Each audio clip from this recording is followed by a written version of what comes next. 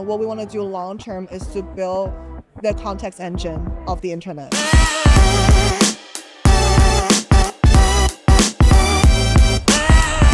Welcome to Soul Brothers Spot with myself, Simon, and today I have KZ with me, and we're going to talk a little bit about her journey building on Solana and what she's been up to in the recent days and weeks when it comes to CHOMP.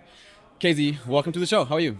Good. How are you? And can I just say, Simon, your interview host skill has leveled up so much in the last with a lot of practice, which I'm sure. I guess so, but I would probably say that I'm a natural in that. Okay. I just sorry. because I love it. I just enjoy talking to people, especially when I'm naturally curious. I mean, you've been doing your weekly streams for what, a year now? Longer. Oh, wow. We're at episode 70 almost, or 70 weeks. Crazy. Of consecutive, no breaks, everything. And then we're having the Soul Brothers streams right now as well, they're not scripted as well, right? So it's always free flow. Yeah. We usually have some agenda, but what helps me the most is really my natural curiosity. Yeah.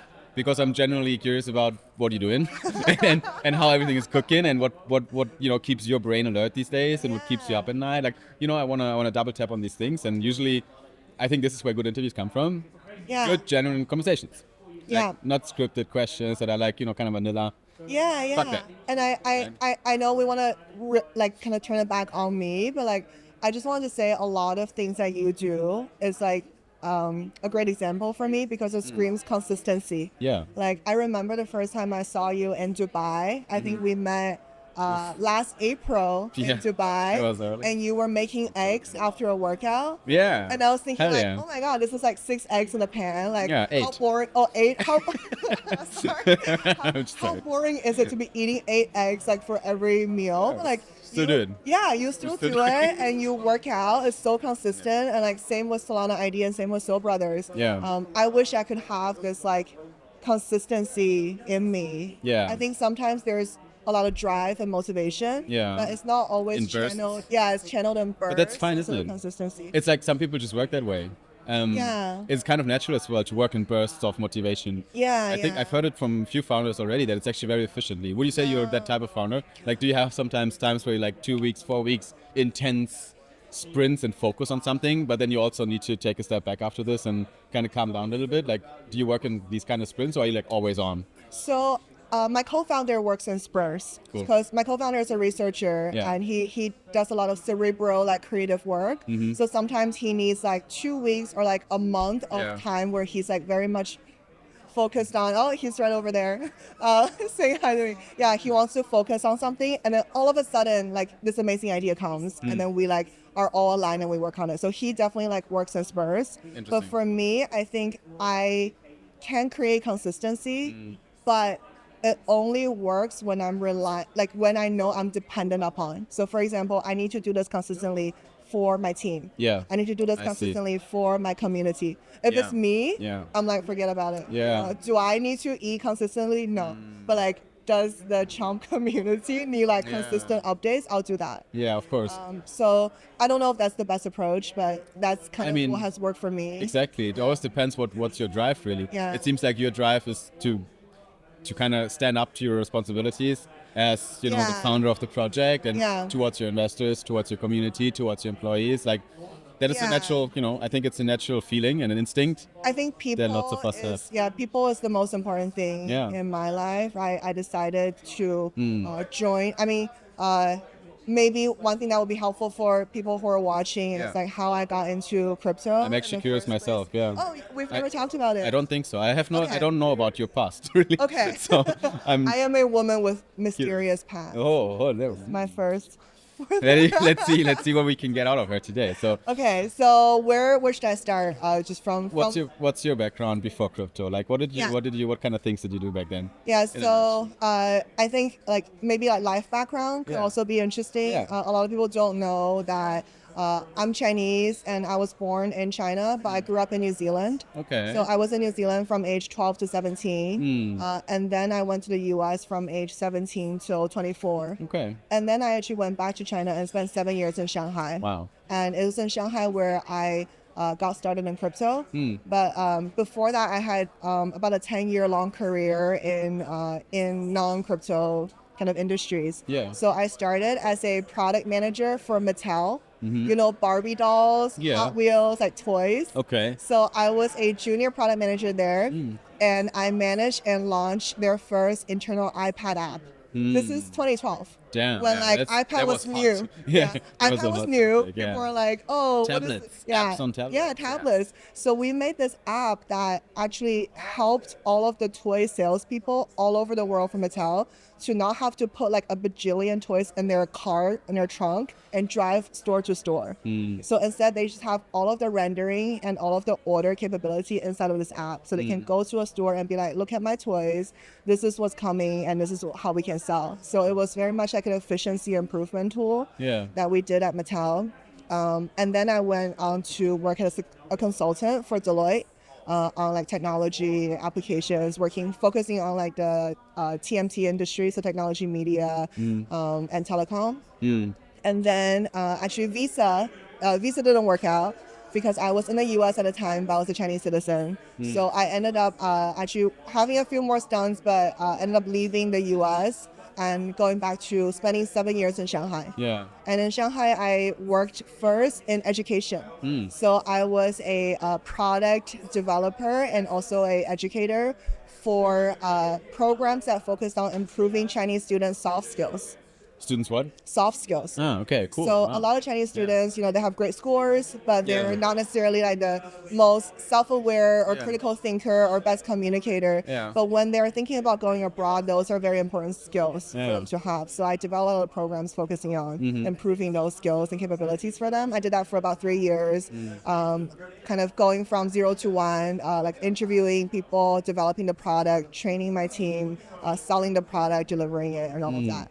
So I did that for 3 years. And then I worked at a design consultancy called IDEO. So IDEO is one of the pioneers of human-centered design or interaction design, actually. So they designed some of the earliest and most scalable Apple products. And they also focus on using human-centered design to do organizational redesign, brand redesign, mobility design, a lot of that. And that's where I think I learned a lot of kind of my intuitions about what human-centered design looks like and how to really understand what people really want. So I worked there for about 3 years. I led operations for one of their 7 studios around the globe. And that is where I met the co-founder of Orca. Cool. Which is a DEX on Solana, one of the earliest DEXs. And she was my colleague, but from the Tokyo studio. And she was an interaction designer. She decided to leave IDEO to build Orca, this thing that I like. I was just like, what is this thing? Like completely I was like, what are these words, right? What is Solana? What is the token? Like, I was like, okay, good luck to you. But then a few months later, after she left, she came back and said, hey, like we launched Mainnet and like it's a real business now. She was nervous. She's like, this is so I need people. She's like, this is so real. They were just tinkering, right? 3 of them, 3 devs. And she's like, I need someone that actually understands how to like run a business. Can you come and help? Cool. So that's why I joined. I didn't know anything about crypto. I joined for people. I joined to help her, to help Ori. Employee number 4 or what? Like, are you? Employee number 2. So 2 really? Co-founders, 1 dev, and then me. Oh wow. Yeah. Super early in Orca, and now Orca is like a really fundamental thing in Solana. Really, you can't think of without it. And the employee number 1 is now Orca's CEO. Nice. Yeah, so it's been a huge journey. And I just saw him yesterday. He told me Orca has 40 people now. So going from like 4 people back then to now 40, it's been an amazing journey. What did you learn at Orca when you joined? When you come from, because you have like a very mixed background, you know, like even like ethical, you know, like you come from China, but then you have New Zealand, then you have US influence. You soak up so many different cultures and I lived people. in Germany, right? Oh, That's hell where we met. I was in Berlin for a year. So many different influences, right? And then this person, this KZ, comes to Orca, right? This very technological company. Nothing really. You didn't do anything with that business case before in the companies, like pretty different. But you had that skill set. Like I think sounds like a very fresh, interesting vibe that you could bring to the table at Orca. But you were new to crypto, right? I was completely new to crypto. How did that feel? I told my friends I was going into a crypto company. They're like, is that a scam, right? Back then it was even worse than now. I don't think it mattered to me. I think it mattered to me that I met Ori, I met her co-founder, Yutaro. I felt like there was something amazing that's being brewed. Cool. And I just wanted to help them succeed. And it just so happened that because I had all these different business backgrounds, I'm quite good at learning on the spot and just like getting a operation started and running. Cool.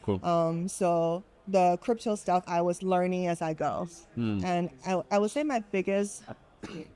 I learned a lot about how to run a startup. Like previously, I was running a business, but it wasn't a startup. Right. The trade-offs are very different. The intensity level is very different. I also learned to almost trust my instinct. And I think what I learned at Orca that I'm practicing and learning over and over again is how to make difficult decisions fast.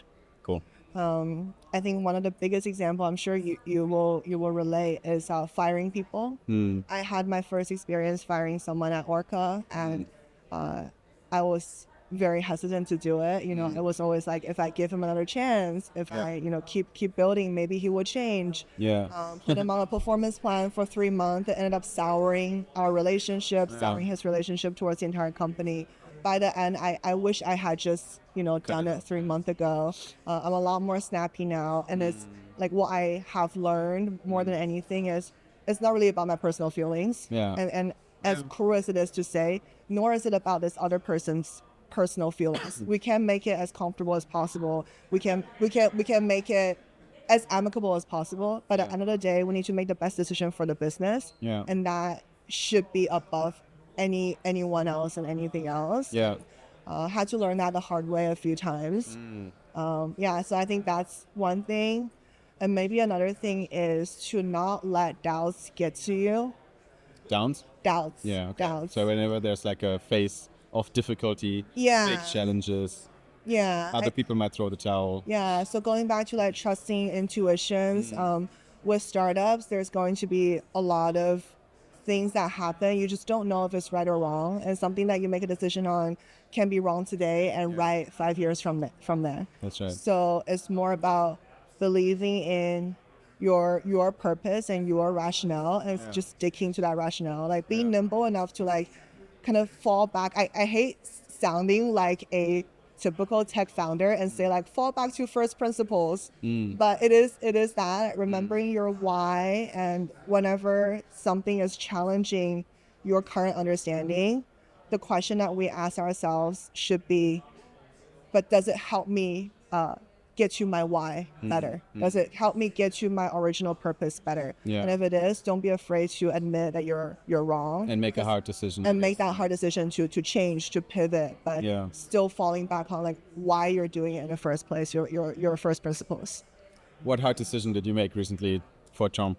One of them actually it's being played out right now, is sunsetting our product that a lot of people actually love.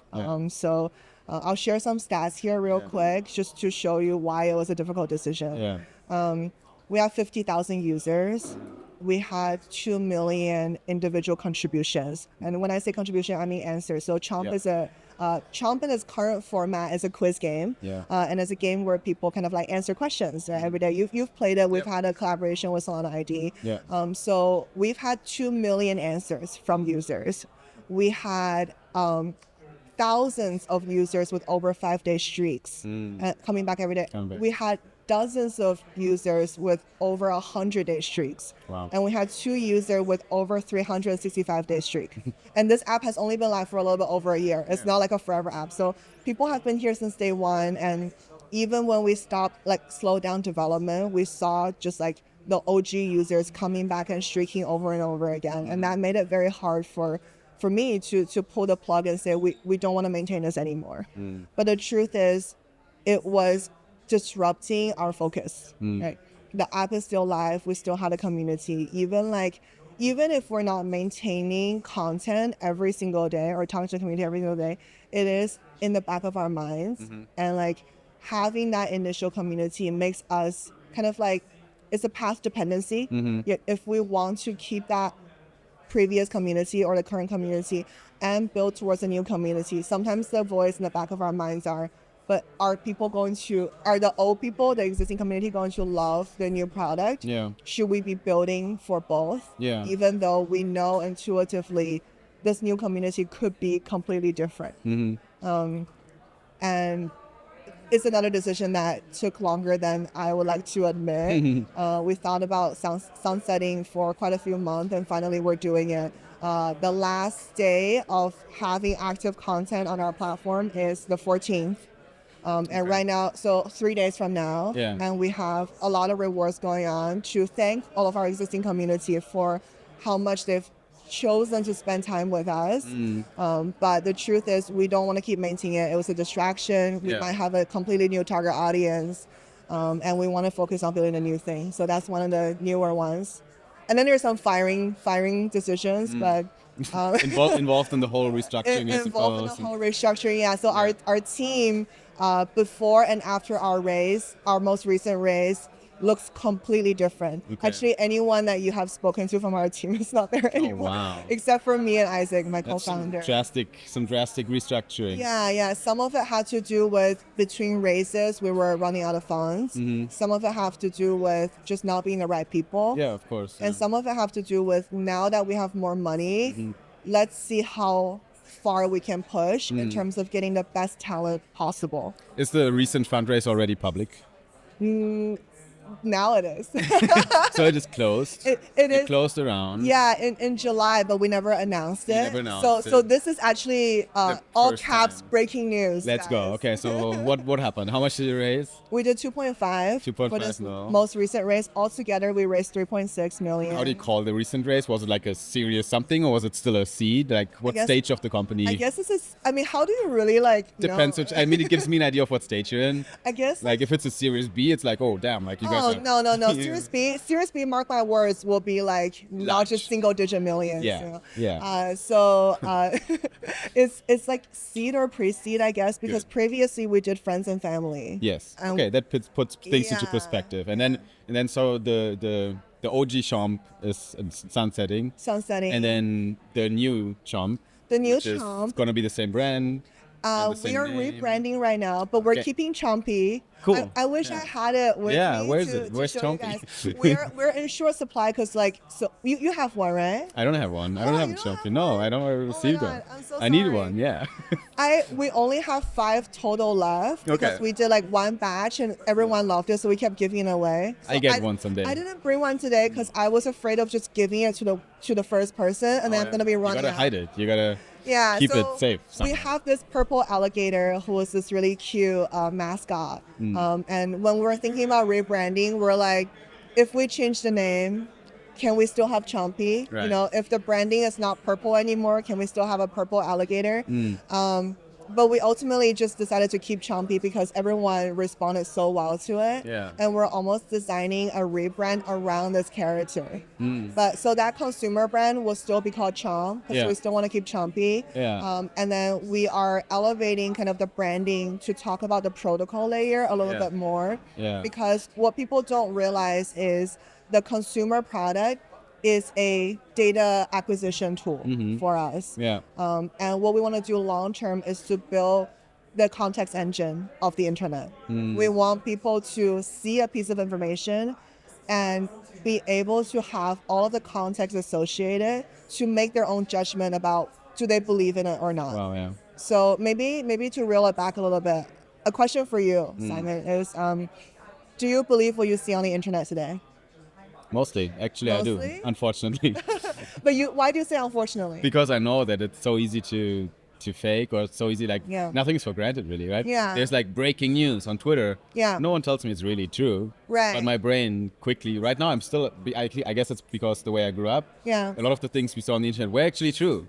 Like, you know, like it's just in my brain somehow, still enshrined. But I think going forward, it's going to be very dangerous to think that way. Yeah, and I think in the beginning when we're thinking about this, we will very naturally think it's because there's misinformation. There's misinformation. For sure, But what I would like to bring up as a provocation is that it's not just misinformation, it's the missing information. It's what is not being said, right? It's not being told to you, the context, right? Yeah. So when you see a piece of information, you don't actually know what has happened Exactly. What's up around till it. then, Yeah. nor do you know if people's vanity metric response are a confirmation or not. So you see a like. Yeah. Is the like, I like it? Yeah. Or is it like, this is hilarious because it's so stupid? Yeah. Or is it like, I'm going to share with my friends because I actually deeply disagree with it? So these contexts are missing Yes, because... that's the color. Yeah, the color is missing. Also, disagreement is missing, right? No tweet is saying dislike. Yeah. There is a downvote button on Reddit, but you can downvote if you are launching a hate campaign against someone, right? There's no skin in the game involved in like what that hate or that like actually means. Cool. So Understand. we are in crypto. We believe in market-driven decisions. So what if we can put a market-based way to provide context on every single piece of information on the internet? I mean, it's a huge sector, and it is in the same bucket for me than prediction markets and opinion markets, and it's kind of all in the same bucket. Yeah. It's a really interesting sector. I think that it's kind of innovative and new right now, and very exciting for a lot of people. So it is. I think coming to an end, looking forward, the new CHOMP, right, under the new umbrella, under the new name, it's gonna tackle that problem. Essentially, we've been tackling that problem. We just didn't have the right way to talk about it. Exactly. Yeah, exactly. So you learned from the past. You took everything you learned from the past product. You put it in the new one, in the new dress, and that's what we're going to see in 2026. Yeah. Cool. Yeah. That brings it to the point. Timelines. You might see it, or your girlfriend or your mom will tell you about it because it's going to be very much Web2 focused. It's going to come out on Instagram, on TikTok before it comes out on crypto Twitter. I love it. And you guys might not know this, but Simon has probably seen me in a Mascot outfit before. Sure. I was wearing this purple overall running around. So that might come back, or something else stupid and hilarious might come back to get your attention. Nice.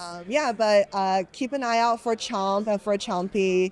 Cool. It might end up like pudgy penguins on your timeline in your local store sometime. Love it. Yeah. Cool. All right. So guys, make sure to check out Chomp on Twitter, on X. The handle is chomp.games. Chomp.games.